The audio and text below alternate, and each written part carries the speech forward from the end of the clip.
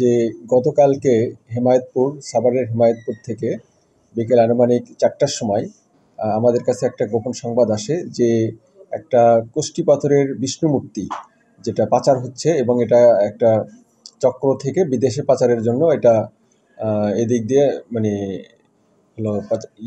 সব পরিস্থিতি সম্পন্ন হয়েছে। তো এই প্রেক্ষিতে সাভার থানার একটা চৌকস দল এবং চামড়া শিল্প ফাঁড়ির একটা টিম তারা দ্রুত ওই দিকে মুভ করার পরে দেখে যে একটা ফ্রিজ যাচ্ছে, ওই ফ্রিজের ভেতরে সার্চ করা হয়।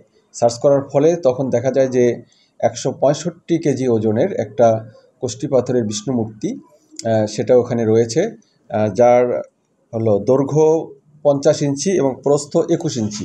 এক্সট্রিম মশার কয়েল প্ল্যান্ট ফাইবার দিয়ে তৈরি, তাই সহজে ভাঙে না, সুগন্ধিযুক্ত ও নিরবিচ্ছিন্নভাবে জ্বলে। ডেঙ্গু, চিকুনগুনিয়া বাহি সহ যে কোনো মশার বিরুদ্ধে দেয় এক্সট্রিম সুরক্ষা।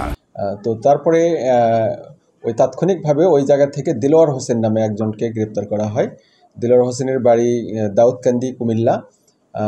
এই সাভারে সে থাকে, কিন্তু সে মূলত আমিন বাজারের একজনের কাছ থেকে সে এটা হস্তান্তর করে, মানে তার কাছ থেকে নেওয়া হয় এবং সে ওটা নিয়ে অন্য আরেকজন পার্টিকে দেবে, অর্থাৎ এক চক্র এক হাত থেকে আর এক হাতে চলে যাবে, এরকম করে সেটা মানে বিদেশে চলে যাবে।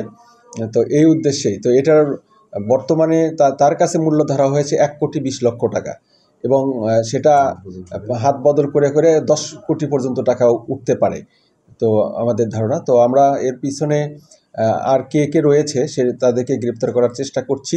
এখন পর্যন্ত একজন গ্রেপ্তার রয়েছে, দেলোয়ার।